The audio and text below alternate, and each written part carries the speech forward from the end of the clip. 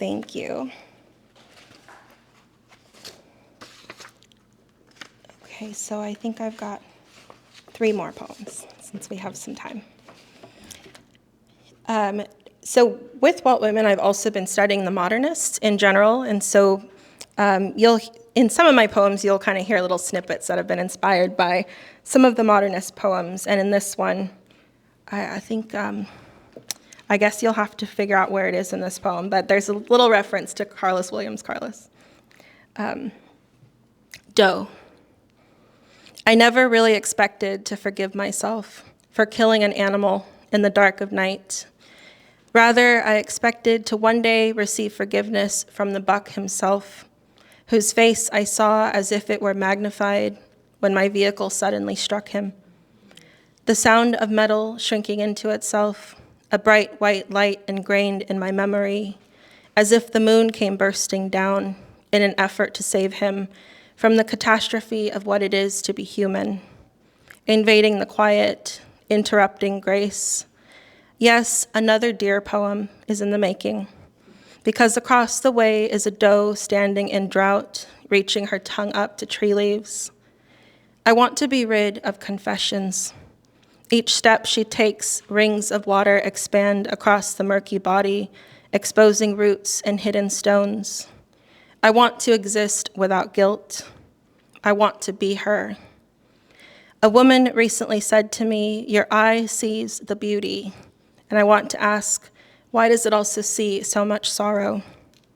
Her son, yellow Afghan, challenging me to find only joy.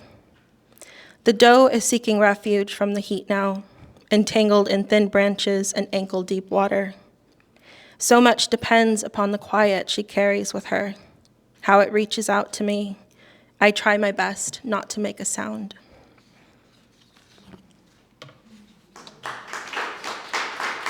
Thank you. William Carlos Williams, by the way. I said his name wrong the first time. Let's see. So I thought about reading a fire poem, but I think not tonight. Thankfully, we haven't had any fires in Lake County this summer, so hopefully we can keep it that way. But I will go into one other poem I did want to read tonight, which I don't often read aloud. Let me find it here real quick.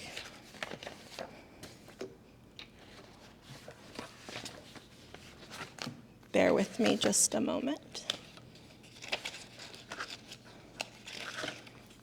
This is a poem called Say Truth,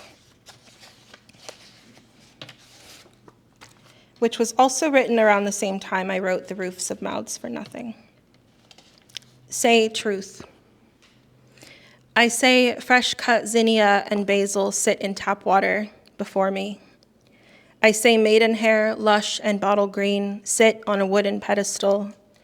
I say bright, colorful plants adorn my home because I love variegation. And once I step outside, my own color is not always seen. Someone asks me, "What are you?" I don't say, "What the hell do I look like?" I'm human.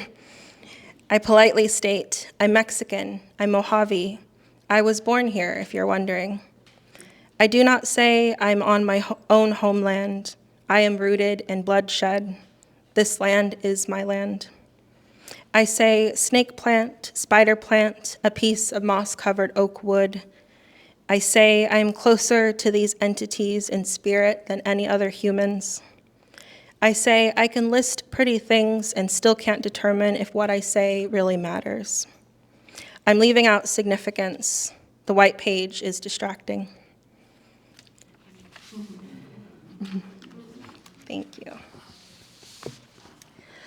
So I wanted to end on this particular poem because I am in a library, and libraries are my love language. I don't know if it was mentioned in my introduction, but I work for a library. I'm the literacy program coordinator for the Lake County Library. And oddly enough, the woman who held the position before me, she held it for 33 years. And she was the college instructor who introduced me to Sylvia Plath, which is the reason I started writing poetry. And so I ended up, that was around age 15 for me. When I took her class, I graduated high school early, took a college class, and she just happened to be teaching poetry. And then fast forward all these years, she retired. We became friends. We were pen pals. We wrote letters back and forth to each other.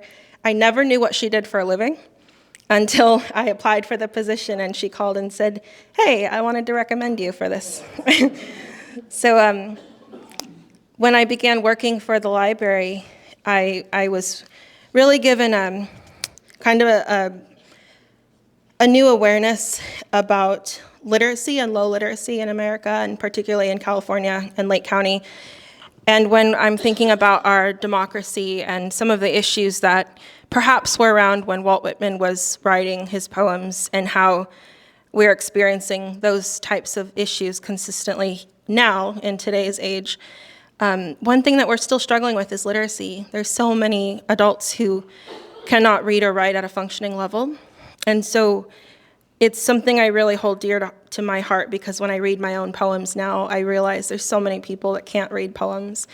And so I'm very grateful to be able to read and write, and trying to give that forward by helping other adults. And so this poem was inspired by some of the learners in my program, and I wrote it the first year I was in my position. So I thought I would read it, since we're in a library tonight, just to pay honor back to libraries. Poem for learning. A woman feels alone, working blue collar in a country that doesn't cradle her. She arrived on soil cultivated with stripes and stars, with an education that isn't worth a dime in America. The woman feels shame. She says to me, "Even without an education, I am still worthy." How can we shout this to the world?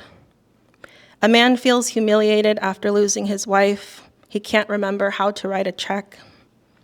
A woman is embarrassed when the speed of her children's reading exceeds her own. A person orders the same meal each time they visit their favorite restaurant, unable to read the menu. One could slyly say, "This is America." Or one could offer to help, to effect change, to recompense our neighbors for being forgotten and led away from the page. Tomotsu Nishihara went through most of his life unable to read or write, bullied in school, sent away to work with charcoal at age 12. He survived by avoiding words, until age 64, when he began attending night school, learning first to read newspaper articles, until finally, at age 71, he wrote a 7-page love letter to his wife. The world has forgotten how to write love letters. Colossal walls are erected around education and kind acts. Imagine writing a new kind of love letter to someone who lives in a cocoon of insecurity, one that starts with, "Dear reader, you can do this. No matter how far you have gone in life, it's never too late to learn." To write one letter at a time, sounding it out with enough patience that could end a war. Thank you.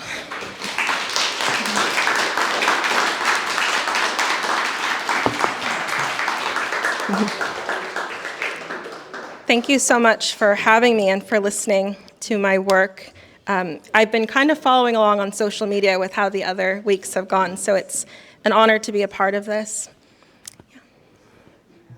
Yeah, are there any questions or comments? I'm happy to stay and chat. Yes? Do you have a book of your own poems? I have 2 chapbooks that I created. They're hand-bound. They were part of a nationwide project, but I'm putting together my first full-length collection now. So fingers crossed it'll be published in the next year. Thank you. Yeah. Any other questions, comments? Yeah. How has Lake County influenced your poetry in any particular way? That's a good question. Well, the nature and landscapes that I mentioned, the wildlife, has certainly impacted the way that I write about nature in my poetry. I grew up in Lake County. I've been there since I was a kid. I left to move to the city for 5 years, ended up coming back. I think I left as soon as I was old enough to leave, because being in a little country town can be difficult. But it certainly impacted a lot of the race-related poetry I'm writing, just because being in leadership, I've unfortunately experienced a lot of negative experiences. So it's starting to influence my writing in that way, which is bittersweet. There's pros and cons to that. But I think mostly it's really just the way that nature surrounds me and the fires that we went through. Unfortunately, those impacted a lot of people too. That's a big way that Lake County has influenced my work, actually. In 2017 through 2019, I worked with a local arts group, and we put together a book of poetry, actually any writing, it was poetry and fiction, nonfiction, of work that was inspired by the fires and anyone who lost their homes or were grieving, and that naturally brought up a lot of other grief from people who lost family members, pets, went through breakups or divorces, things like that. So we had this big project where we were writing our work, and it was all people who lived in Lake County. So that was a big impact on me. Yeah, thank you. We have refreshments, and you can certainly stay and chat. Yes, please. Have one-on-one conversations. If you didn't want to raise your hand and speak. Thank you again.